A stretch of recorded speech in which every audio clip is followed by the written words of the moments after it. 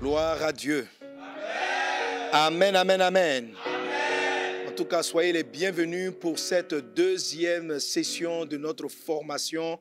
Amen. Sur la bénédiction numéro 7, qui est la bénédiction de la sanctification. La Bible dit que tu seras pour Dieu un peuple saint. Et je suis en train de t'expliquer en quoi est-ce que cette faveur d'acquérir la sainteté, la nature de Dieu, parce que Dieu est saint, combien est-ce que cela va t'aider à répandre la parole de Dieu?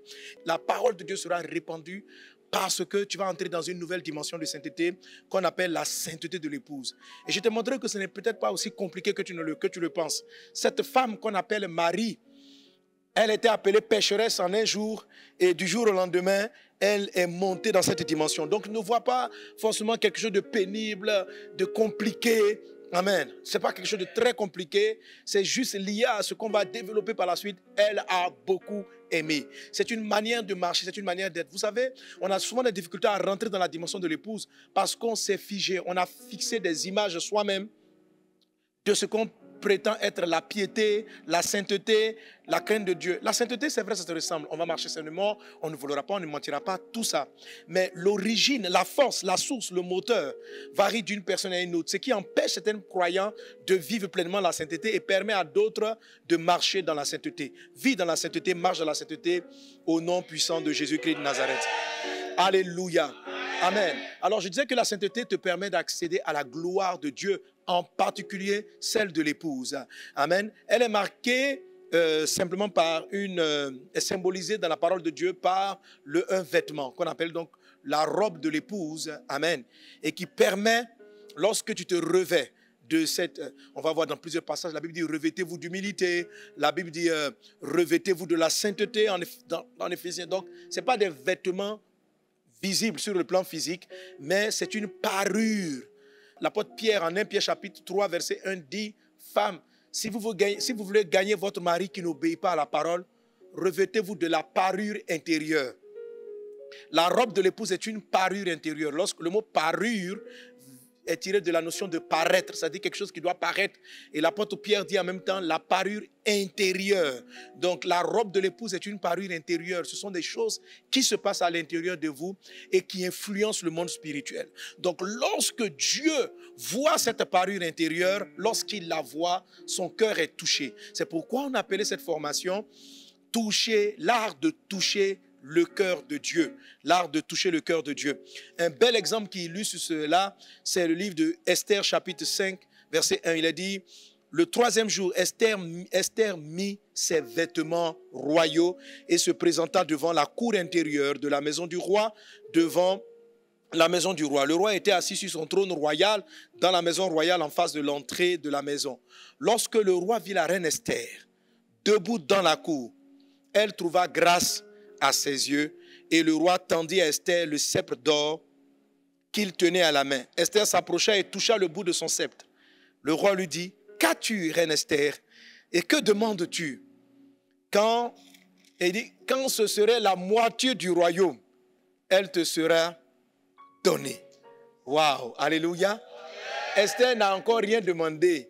Il dit, tu veux quoi? La moitié de mon pouvoir, je te donne. Que veux-tu? Esther a fait une chose. Les textes avant disent que pendant près de 1 mois, le roi n'avait pas appelé Esther. Et il fallait maintenant plaider, rencontrer Esther pour faire annuler la puissance satanique de Haman, l'Agagite, qui avait demandé l'extermination des Juifs. Et Esther voulait voir son mari. Amen. La Bible dit que sans la sanctification, nul ne verra le Seigneur. Elle voulait voir le roi. La sanctification dont je vais te parler te permet de voir Dieu, de t'approcher de Dieu, mais du Dieu roi.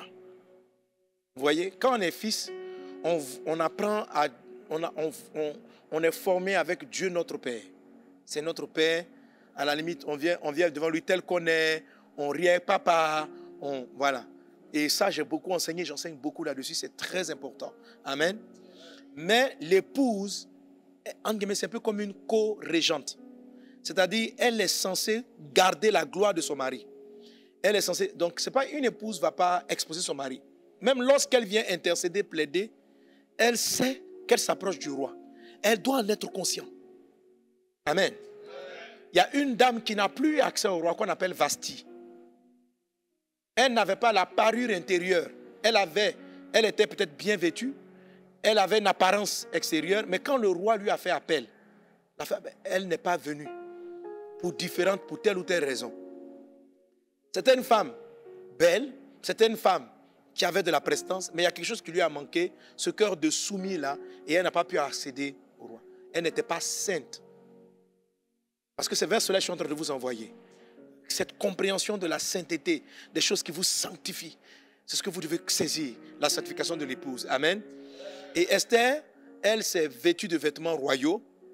Ça, c'est l'apparence des choses, mais c'est le fond du cœur. Et elle est venue humblement vers son mari, le roi, et le roi lui a tendu le sceptre et lui a dit, je te donnerai tout. C'est dans cette dimension-là que Dieu veut te conduire, afin que le royaume de Dieu soit à ta disposition. Le ciel, les anges soient là pour répandre la bonne nouvelle. Alléluia, à travers les nations. Amen, amen, amen. Amen. Amen. Alors, comment entrer dans cette sainteté-là qui touche le cœur de Dieu? Comment porter ce vêtement qui touche le cœur de Dieu? Alors, je vais aborder un ensemble de principes. Un ensemble de principes.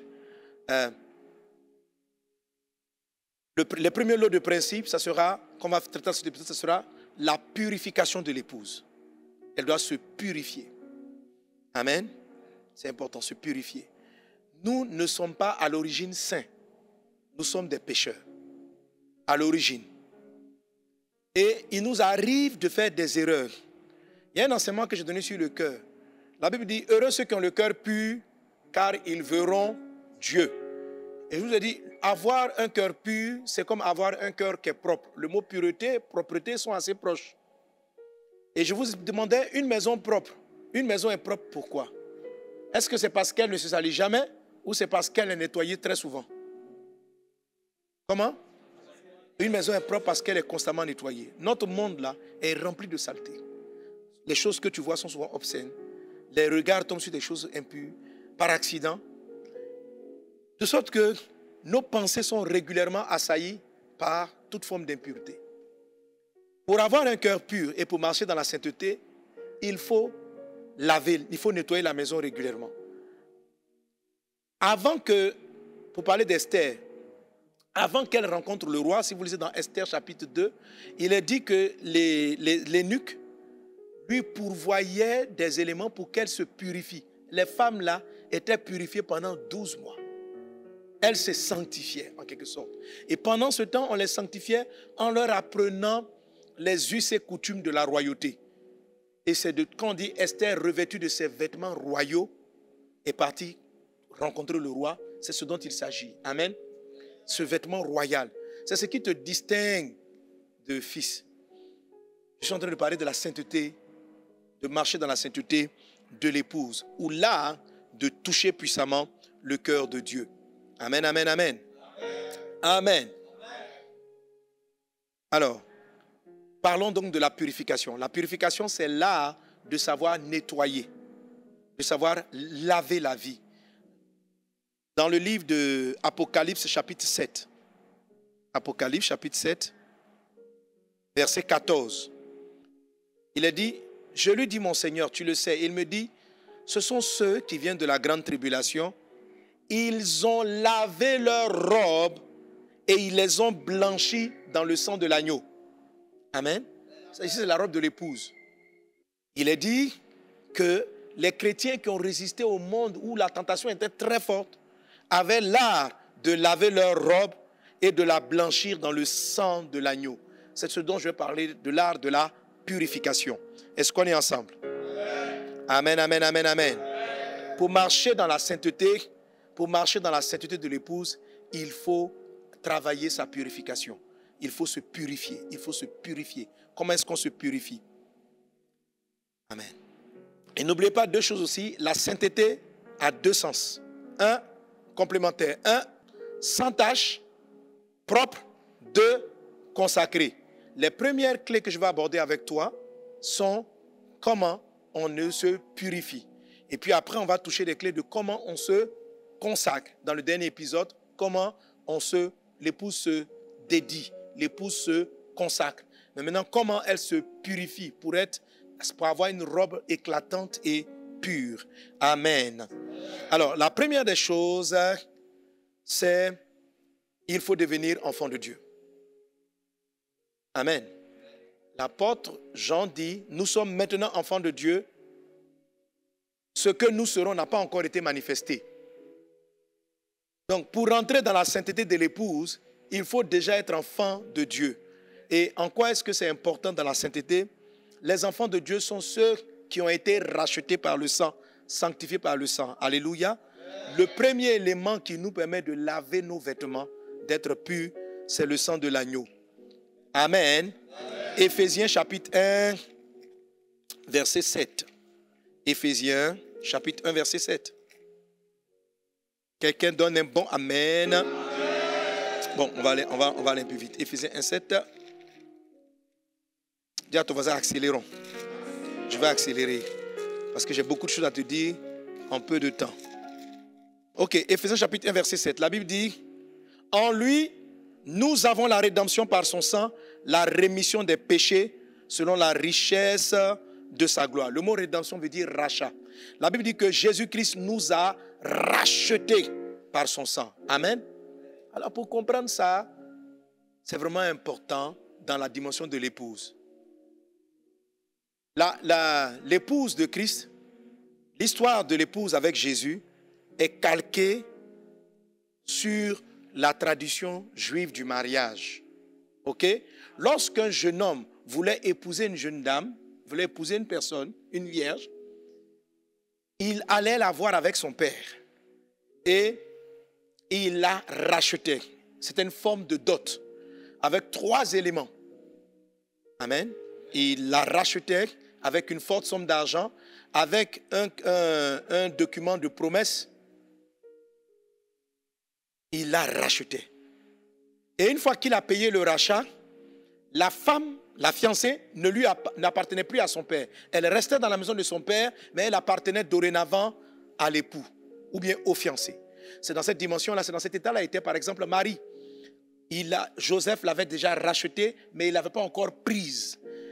Alors, Jésus-Christ est venu et il nous a lavés, il nous a rachetés par son sang. C'est comme ça qu'on se purifie par l'aspersion du sang, en devenant enfant de Dieu. Si j'accepte Jésus-Christ dans mon cœur comme mon Seigneur et mon Sauveur, je suis racheté. Je n'appartiens plus au monde. Racheté, ça veut dire je suis mis à part. N'oubliez pas que la sanctification veut dire aussi consacré. Ça veut dire que Dieu m'enlève de Satan et maintenant j'appartiens à Christ.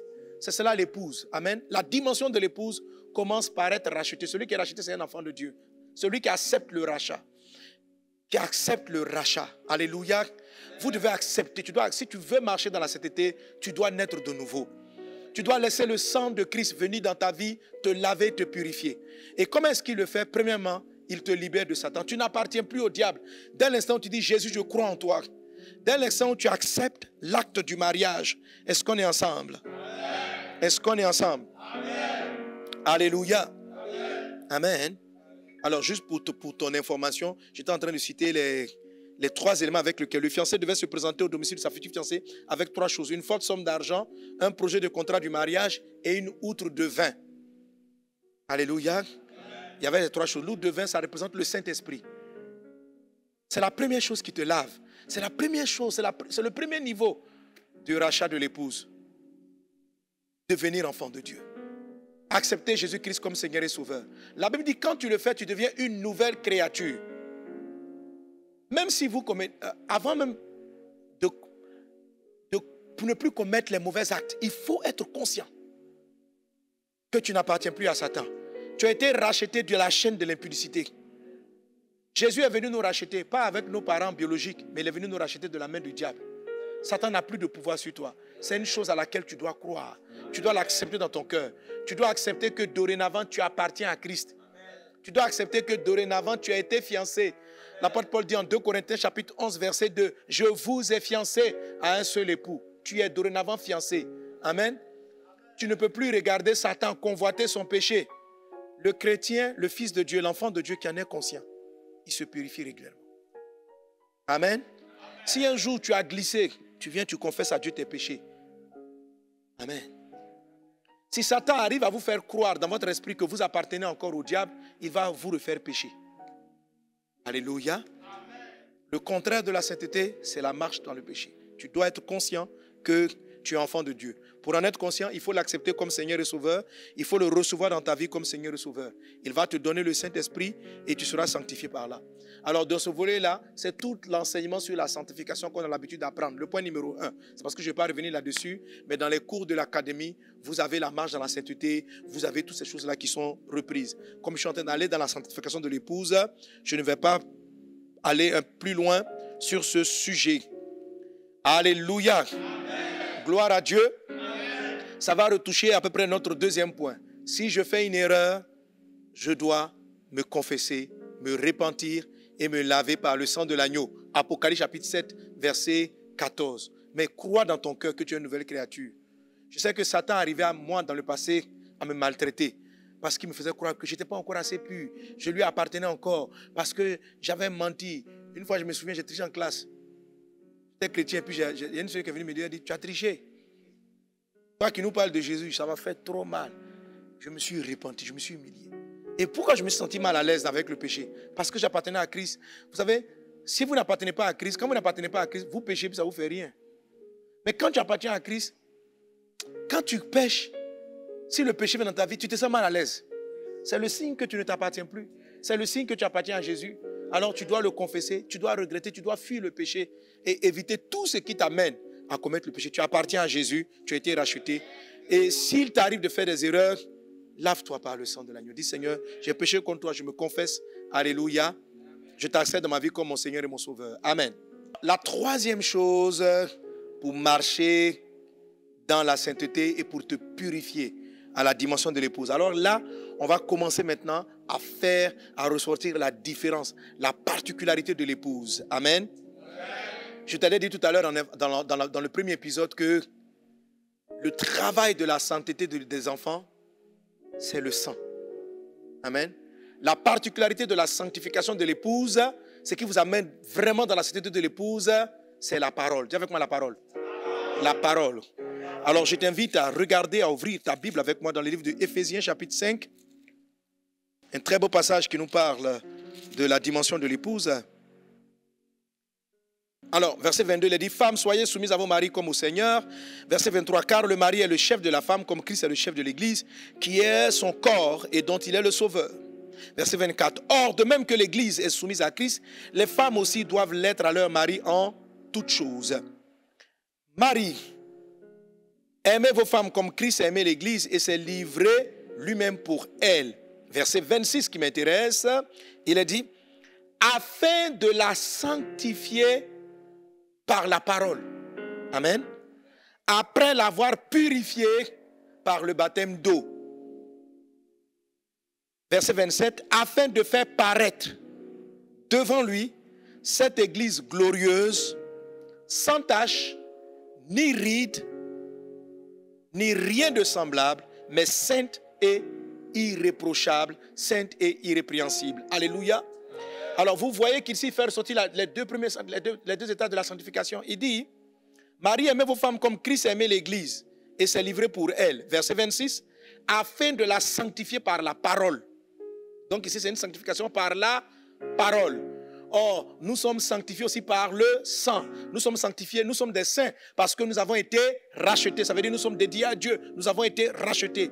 Et le sang de Christ nous purifie de tout péché. Ça, c'est la dimension d'enfant et de fils. Maintenant, on va entrer dans la dimension de la sainteté de l'épouse dans laquelle on doit marcher. Et ici, l'apôtre Paul, inspiré, il compare le mariage des hommes avec leur épouse au mariage de Christ et de l'Église. Et il dit ceci que Marie sanctifie à l'image de Christ. Christ sanctifie l'Église par la parole, afin de la sanctifier par la parole, après l'avoir purifiée par l'eau du baptême. L'eau du baptême, c'est la notion de l'enfant. Amen.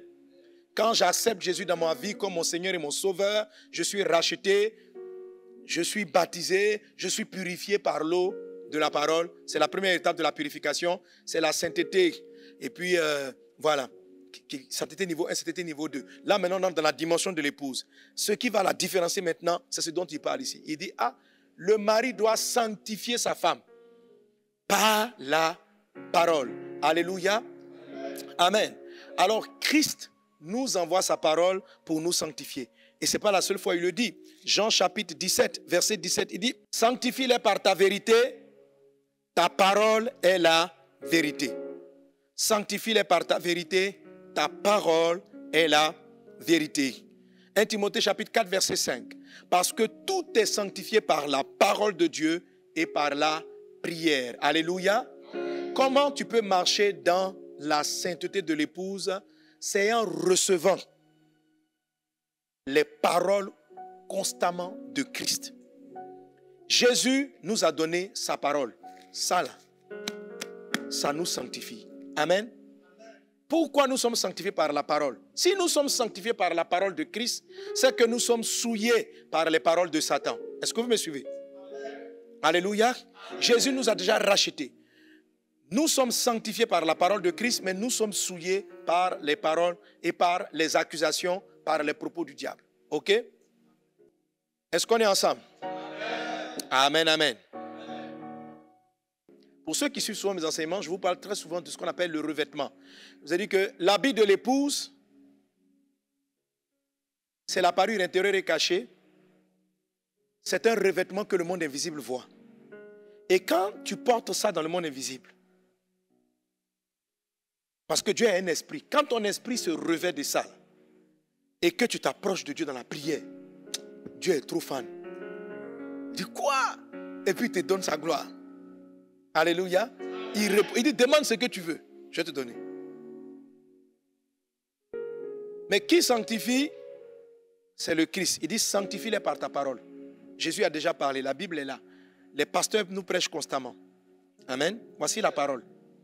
La parole, quand elle rentre en nous, avec l'action du Saint-Esprit, elle crée en nous un vêtement. C'est ce qu'on appelle le revêtement. J'ai appelé ça aussi l'onction. L'onction est un revêtement. Il y a plusieurs types de revêtements.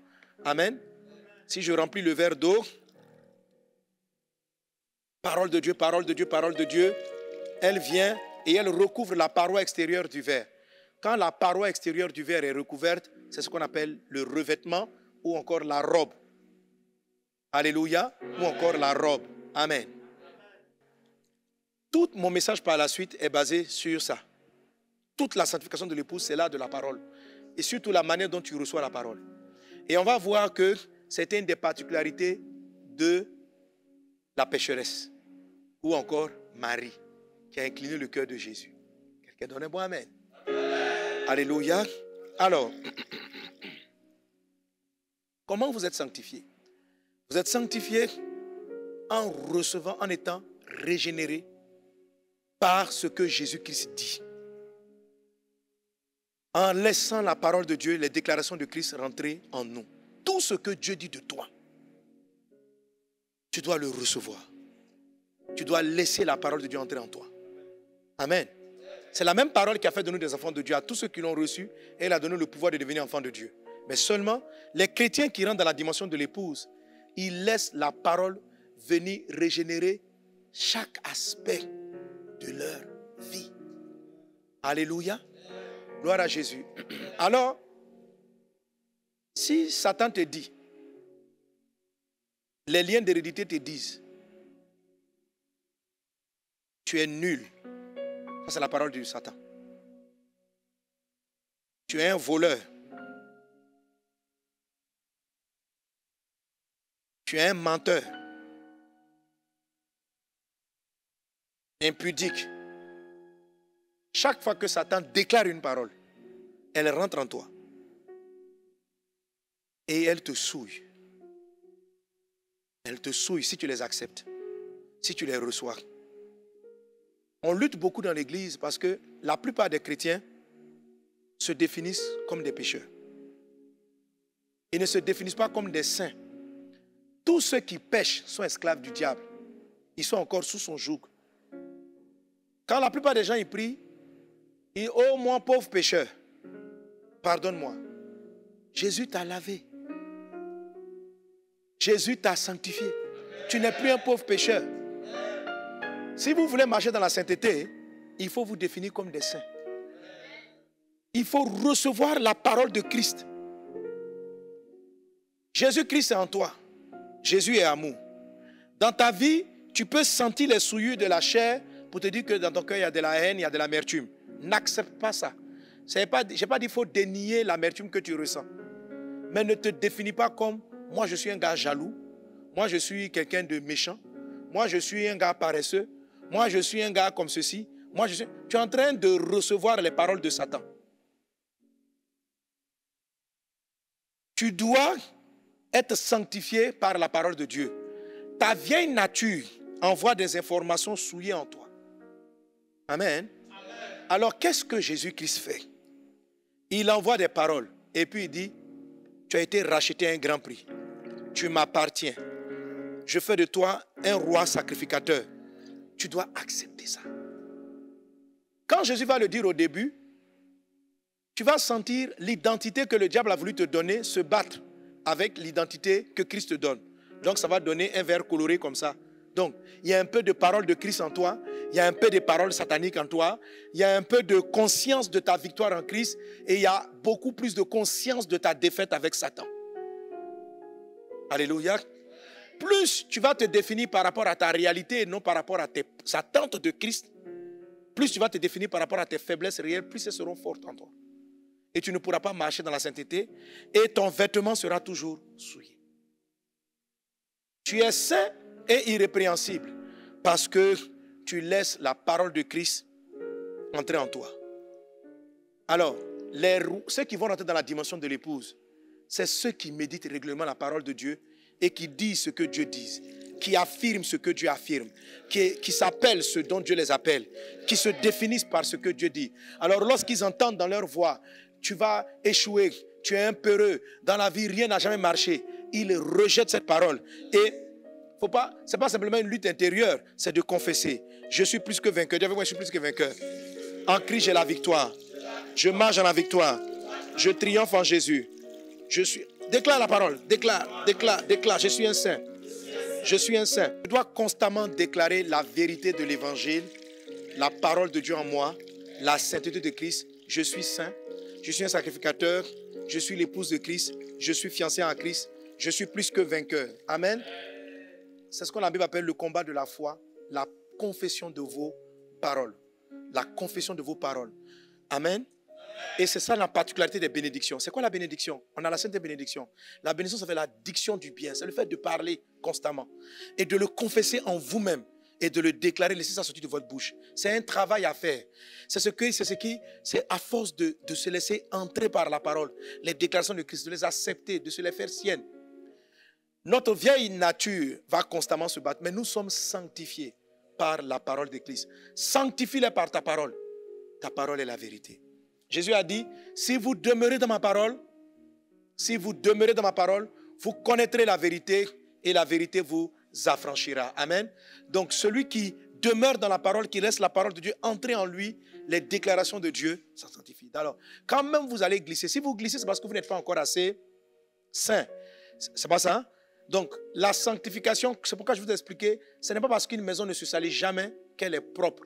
Elle est propre parce qu'elle est lavée constamment. Mais à force de le faire, vous allez voir que... Alors, comment on le fait? Ce n'est pas simplement que l'adultère vient devant moi, je rejette, je vais fuir l'impudicité, on va le toucher dans la session d'après, je vais fuir l'impudicité, amen. Mais je vais tuer même l'impudicité à sa source. Comment je la tue? En me sanctifiant par la parole, en déclarant, je suis saint. Je vais tuer la masturbation à sa source parce que je vais résister. Je ne vais pas laisser mon corps aller commettre la masturbation. Je vais déclarer, je suis saint, je suis réservé. Mes mains servent à servir le Christ. Et je vais le confesser en moi. Alléluia. Et à force de le faire, je vais être nettoyé et sanctifié par la parole de Dieu. Je dois faire attention. Il arrive que si par exemple je fréquente des mauvaises compagnies, on va le voir tout à l'heure, à la session d'après, je fréquente des mauvaises compagnies, les gens peuvent m'envoyer de temps en temps de mauvaises idées qui vont rentrer. Je rentre dans la maison, je lis la parole de Dieu, je suis saint, je ne suis pas jaloux, j'aime, je confesse, je vis dans la victoire, je marche, alléluia, et voilà. Et Jésus-Christ n'arrête pas de te parler. Chaque jour, il envoie des prédications qui te sanctifient. Quand tu écoutes les messages, quand tu viens au culte, tu es sanctifié par la parole. Ça, c'est le troisième aspect. Alléluia. Le quatrième aspect, amen, de la sainteté de l'épouse. Donc, premièrement, je suis enfant de Dieu, amen. Deuxième chose, Donc, je suis enfant de Dieu racheté par le sang. Je dois vraiment l'accepter. Deuxième chose, si j'ai péché, je dois laver par le sang. Apocalypse verset 14, c'est-à-dire reconnaître mes péchés, les confesser. Troisième chose, je dois me sanctifier par la permanence, la persistance de la parole de Dieu en moi. Amen. La quatrième chose avant la marque royale, amen, c'est ce qu'on avait lu précédemment dans Luc chapitre 7. Ce que Marie a fait lorsqu'on l'appelait pécheresse, lorsqu'elle était encore dans le temps du péché. Jésus dit, elle a beaucoup aimé, alléluia, c'est pourquoi ses nombreux péchés lui ont été pardonnés. Quelqu'un dit avec moi l'amour. J'ai envie de dire aimer beaucoup. Amen. Alors, une des différences entre les fils et l'épouse, c'est que le fils vit la sainteté par peur d'être sanctionné. Pardon, le fils, on dit, tu ne voleras pas, parce que si tu voles, papa va se fâcher. Donc, on a peur de la colère de Dieu, on a peur d'aller en enfer. Donc, parce que je ne veux pas être jugé, je ne veux pas bloquer mes affaires, je ne veux pas retarder mon mariage, donc je vais me garder de l'impudicité, parce que quand tu commets l'impudicité, on a appris cela déjà, ton conjoint, il vole une partie de ton destin, il faut fuir l'impudicité, celui qui commet l'impudicité pêche contre son propre corps, tout ça c'est bien. Amen. Il faut vivre la sainteté pour ça.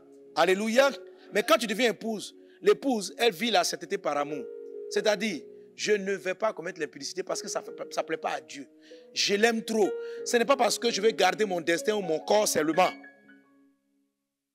Parce que je sais que je n'ai pas envie de l'attrister. J'aime Jésus. J'aime Jésus. Je vous ai souvent raconté l'histoire de Gasparette et de Bernadette. Jésus a dit prier. Gasparette oublie de prier chaque fois.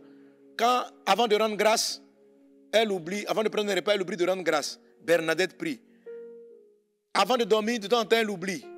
Bernadette prie. Et un jour, elle va à l'église, on leur dit qu'il y a un ancien sorcier qui explique, converti, il explique que quand tu ne pries pas, en sorcellerie, on vient, on saute, te donne des maladies. Elle dit, ah bon, après ça, elle a une vie de prière comme pas possible. Quand tu vas Gasparette prier, devant son repas, je détruis les cieux des ténèbres. Et Bernadette fait toujours ses prières. Oh Jésus, merci pour ce repas. Ok? Quand vous allez regarder les deux, vous allez dire, waouh, Gasparette est consacrée. Elle sent même plus consacrée que Bernadette. Mais en fait, non. Gasparette fait ça, ce qui est bien. Elle est dans la volonté bonne et agréable. Elle a la volonté bonne. Gasparette fait ça parce qu'elle veut sauver sa vie contre les sorciers. Mais Bernadette, parce que Jésus a dit, rends grâce, elle le fait. Donc, elle aime Jésus. Mes fils et mes filles dans la foi, passez à un autre niveau. Décidez, aime Dieu et fais les choses parce que tu l'aimes. Alléluia. L'amour que la pécheresse avait pour le Christ l'amena à poser des actes. Jésus dit, amen, on lui pardonne beaucoup parce qu'elle a aimé beaucoup. Il dit, c'est pourquoi je te le dis, verset 47. Ses nombreux péchés ont été pardonnés car elle a beaucoup aimé. Mais celui à qui on pardonne peu, aime peu. Elle a beaucoup aimé. Beaucoup aimé. Donc, il y a un autre enseignement qu'on donnera plus tard que j'appelle approfondir ton amour pour Christ. Approfondir ton amour. Plus tu vas aimer, c'est vraiment, ça va changer ta nature. Alléluia. Amen. Amen. Tu vas l'aimer. Aime Jésus. Aime davantage Dieu. Aime-le plus que tu aimes l'argent. Aime-le plus que tu t'aimes. Aime-le de tout ton cœur. Tu vas commencer à te comporter avec sainteté. Parce que tu sais que ça, il n'aime pas. Quand tu vas t'apprêter, tu as envie de faire un mensonge, tu regardes ses yeux te regarder. Et puis tu dis, il dit, je veux que tu assumes. Ce que tu as dit, c'est vrai. Mais ne te dénie pas, assume. Wow. Oui, c'est moi qui ai fait ça. Amen. On dit, c'est toi qui as fait. Oui, c'est moi qui ai fait. C'est toi qui as fait quoi? On n'a pas dit de ne pas... Qui a pris le livre? Pardonnez-moi, c'est moi qui ai pris. Je regrette, je vais vous le ramener. Par amour. C'est pourquoi j'ai parlé de purification. En fait, les gens qui sont à la maison, ce n'est pas qu'ils leur aident de ne pas faire d'erreur, mais ils lavent leur robe constamment en fait. Par amour pour Dieu.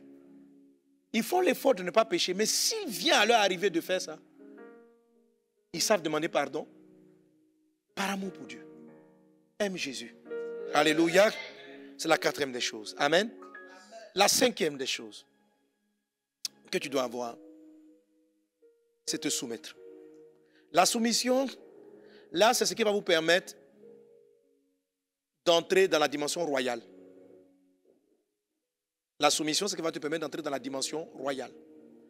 Parce que l'amour de l'épouse, l'amour simplement, là, ça te donne accès à l'intimité de Jésus. L'amour. La soumission, la sainteté soumission, va te donner de transporter la gloire. Il y a beaucoup de croyants qui aiment Jésus, qui vont vivre la sainteté par amour pour Christ, mais ils ne sont pas encore totalement dans la sainteté de l'épouse. Parce que la sainteté de l'épouse va au-delà. On va voir 1 Pierre chapitre 3, à partir du verset 1. Il est dit, femmes, soyez de même soumises à vos maris, afin que si quelqu'un n'obéisse point à la parole, il soit gagné sans parole par la conduite de leur femme, en voyant votre manière de vivre chaste et réservée. Ayez non cette parure extérieure qui consiste dans les cheveux tressés, les ornements d'or ou les habits qu'on revêt. Mais la parure intérieure est cachée dans le cœur, la pureté incorruptible. Donc vous voyez, c'est une pureté. Amen. Et il a dit quoi? C'est une pureté incorruptible. Il dit quoi? Il vient chercher une église sans tache ni ride, irréprochable. C'est un état de cœur, ici, qui est relatif par rapport à la soumission qui engendre cela. Mais la parure intérieure est cachée dans le cœur, la pureté incorruptible d'un esprit doux et paisible qui est d'un grand prix devant Dieu. Mon thème, c'est l'art de toucher le cœur de Dieu. Quand Dieu voit ce cœur soumis là, il dit waouh! C'est un grand prix, ce n'est pas un petit prix. Ça a une grande valeur aux yeux de Dieu. Et c'est cette symbolique-là qu'on a vu Esther se revêtir de ses apparats royaux et venir dans la présence. C'est la parure intérieure. C'est une parure. La parure, ce sont généralement des bijoux. Des bijoux. C'est de l'or. C'est des choses de valeur. Et l'apôtre Pierre dit ceci, il y a la parure extérieure que les femmes du monde utilisent. Mais en fait, il y a une parure intérieure. Les deux mots sont contradictoires parce qu'une parure peut pas être cachée. Une parure, c'est ce qui paraît. Mais elle est cachée aux yeux des hommes. Mais elle est visible aux yeux de l'esprit. C'est la parure de ton esprit. C'est ce qui fait la particularité de l'épouse de Christ. Amen. Qui est d'un grand prix aux yeux de Dieu. Ainsi se paraît autrefois les saintes femmes qui espéraient en Dieu, soumises à leur mari. Donc la clé qui va commencer à distinguer, qui va faire le grand prix, ce n'est pas simplement le Jésus, je t'aime. Amen. C'est de la soumission. Alléluia. Dis avec moi la soumission. La soumission. Amen. Gloire à Dieu. Alors dans la soumission, la soumission veut dire deux choses.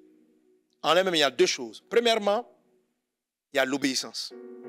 Deuxièmement, il y a le fait de chercher son cœur. Chercher le cœur. Parce que la soumission, ça veut dire sous la mission. Ça veut dire quelqu'un qui se soumet à la mission.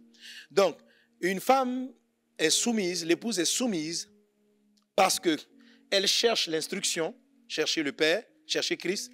Amen. Et deux, la personne est obéissante. Alléluia. Maintenant, même dans l'obéissance, je suis au point combien?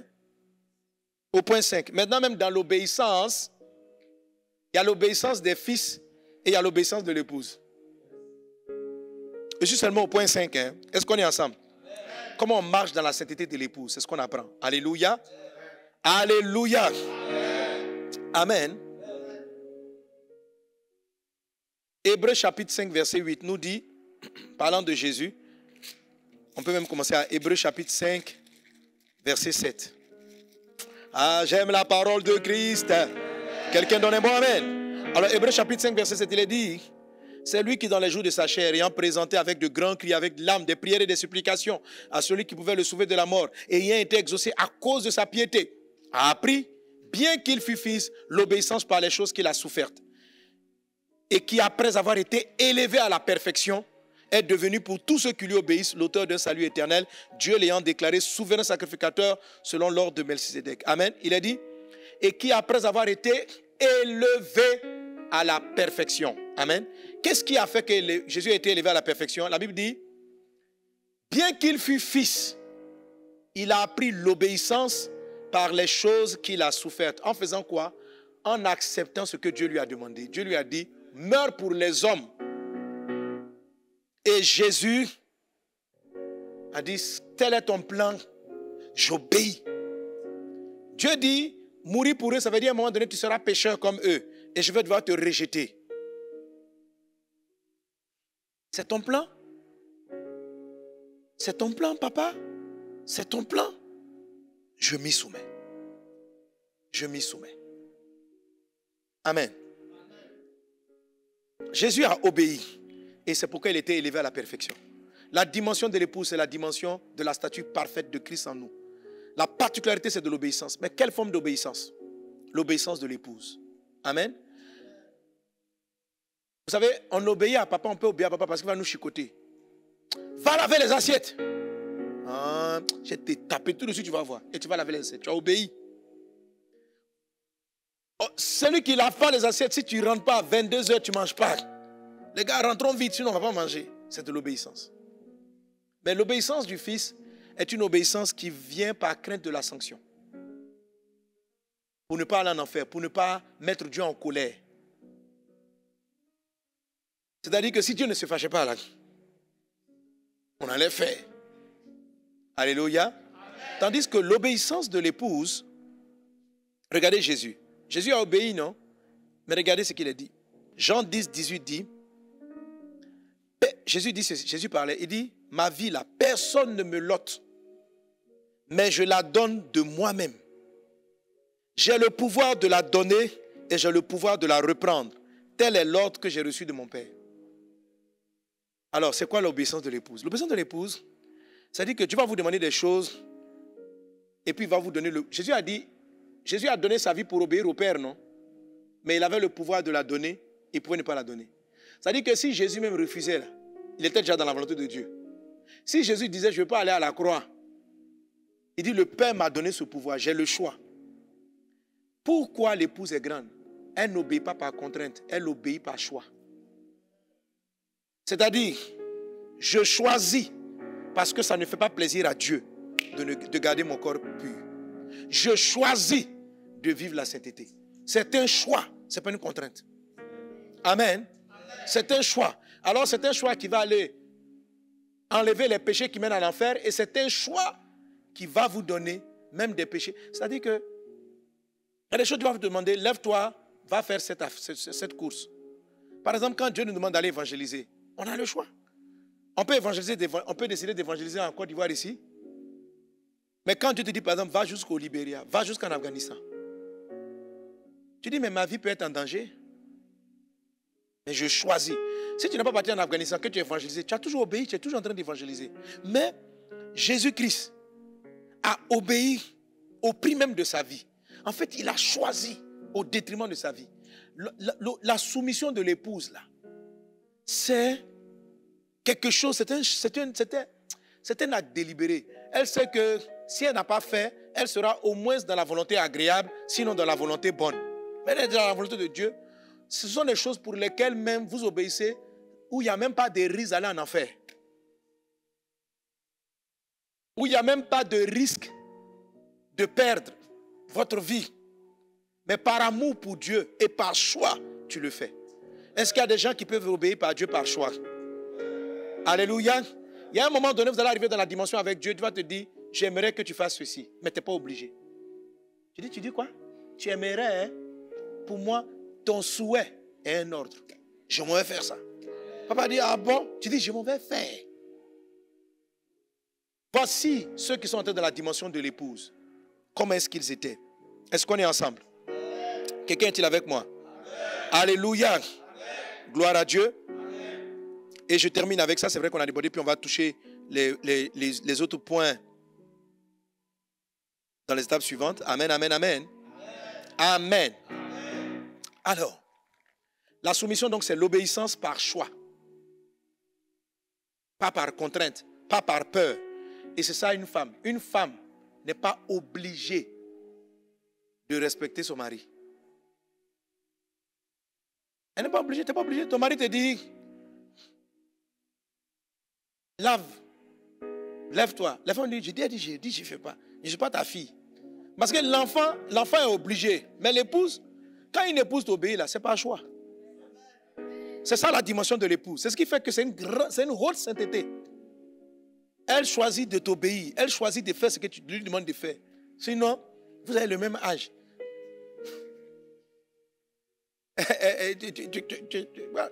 Avant, vous étiez camarades. Tu ne peux pas lui donner des ordres. Maintenant, elle a décidé, elle est tombée fan de toi. Vous vous êtes aimés, vous dites, on va se marier. Et puis, subitement, sans contrainte, elle dit maintenant, là, je dois t'obéir, tu es mon patron. C'est un choix. Donc, c'est un choix. Quand tu décides de te marier, là, c'est un choix. C'est pourquoi avant de vous marier, regardez bien le frère. Si vous êtes prêt à vous soumettre à lui. Si vous êtes prêt à lui obéir. Voilà. Si c'est pour faire une amitié, simplement, vous allez être des intimes amis. Mais vous n'allez pas vous marier. Mais le mariage, c'est une acceptation d'obéir à une personne volontairement. C'est pourquoi il faut bien choisir la personne avec laquelle tu veux te marier. Alléluia. Quelqu'un donne un bon amen. La deuxième chose dans la soumission, c'est le fait de chercher l'instruction. Et ça, c'est la particularité de la pécheresse. Amen. La première fois, donc, elle a fait le parfum, elle a pleuré. Et là, il est dit qu'elle pleurait. Et elle a mouillé les pieds de Jésus. Et Jésus l'a remarqué. Et la Bible dit, Jean chapitre 11, que c'était cette Marie-là qui a oint les pieds de Jésus, etc., etc. Ça, la Bible nous le cite en Jean 11 pour la résurrection de Lazare. Jean 13, Jean 12. Bon, ça peut ne pas être chronologique. Hein? Je ne dis pas que c'est forcément chronologique. C'est pas parce que c'est Jean 12 que c'est arrivé après Jean 11. Pas forcément. OK? Il est dit, 6 jours avant la fête de Pâques, Jésus arriva à Béthanie où était Lazare qu'il avait ressuscité des morts. Donc, au vu de ce texte, il semble que ce soit après sa résurrection. Jésus arriva à Béthanie où était Lazare qu'il avait ressuscité des morts. Amen. Si c'était anachronique, on aurait dit Jésus arriva à Béthanie où était Lazare qu'il allait ressusciter d'entre les morts. Parce qu'en Jean 11, quand on a parlé de Marie, on a dit il y avait un homme malade, Lazare de Béthanie. Il a dit que c'était cette Marie qui oignit. Donc c'était un événement qui s'était passé. Et Jésus a ressuscité Lazare en Jean 11. En Jean 12, il est dit maintenant que Lazare avait été ressuscité. Et là, on lui fit un souper. Marthe servait et Lazare était l'un de ceux qui se trouvaient à table avec lui.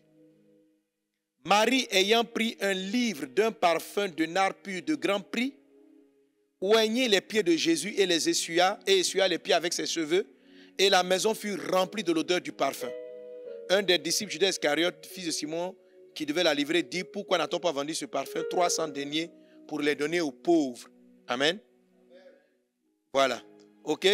Donc, Marie a posé l'acte de l'adoration avec le parfum et les cheveux une seconde fois. Mais, dans l'évangile de Luc, chapitre 10, donc là, la première fois où il a rencontré Marie, c'était en Luc 7. Et on arrive à Luc 10. Amen. La Bible dit que comme Jésus était en chemin avec ses disciples, verset 38, il entra dans le village. Il rentra dans un village et une femme nommée Marthe le reçut dans sa maison. Elle avait une sœur nommée Marie qui s'était assise au pied du Seigneur et écoutait sa parole. Marthe, occupée à divers soins domestiques, survint et dit, Seigneur, cela ne te fait-il rien que ma sœur me laisse seule pour servir? Dis-lui donc de m'aider. Le Seigneur lui répondit, Marthe, tu t'inquiètes, tu t'agites pour beaucoup de choses. Une seule chose est nécessaire. Marie a choisi la bonne part qui ne lui sera point ôtée. Amen. C'est quoi la bonne part? La Bible dit, Marie qui s'était assise au pied du Seigneur et écoutait sa parole. Elle s'est assise à ses pieds, c'est la soumission. Et puis elle buvait la parole. Elle buvait la parole. Regardez son humilité devant Jésus. Elle écoutait la parole. Donc ce qui fait qu'à un moment donné, elle a commencé à connaître les volontés du Seigneur. Lorsqu'elle lui amène le parfum, le deuxième parfum, Jésus dit, c'est pour ma sépulture qu'elle a fait. Donc le premier parfum, c'était juste pour démontrer son amour et le regret de sa vie passée. Et Jésus dit, de nombreux péchés sont pardonnés. Le deuxième, Jésus dit, ça là, c'est pour ma sépulture qu'elle a fait ça. Et partout on parlera de moi, on parlera de cette femme. Entre dans cette dimension dans le nom de Jésus. Et c'est ça la soumission. Elle était au pied du Seigneur. Amen, amen, amen. Que Dieu vous bénisse abondamment. Alléluia. On va s'arrêter là pour cet épisode. Amen. Et maintenant, donc on a touché ici les éléments de la purification. On est purifié par la parole, on est purifié parce qu'on se soumet, on est purifié parce que notre robe est sainte, parce qu'on se soumet par choix, par obéissance, par choix. On a soif de sa parole. Ça permet à la parole d'entrer en nous, de nous nettoyer constamment et de nous préparer une robe pure et sainte. On est sanctifié parce qu'on l'aime beaucoup. Alléluia. Et il y a un élément sur l'amour beaucoup, de l'amour beaucoup que je citerai dans l'épisode suivant. Que Dieu vous bénisse abondamment. Quelqu'un donne un bon amen. Amen. 2022 bénir pour conquérir à la conquête des âmes. Tu es membre de Vase d'honneur. En 2022, emmène une âme à Christ, encadre-la et fais-en un disciple. Tu es boss à Vase d'honneur. Emmène 2 âmes à Christ, fais-en des disciples, des boss. Challenge 2022 bénir pour conquérir, c'est maintenant.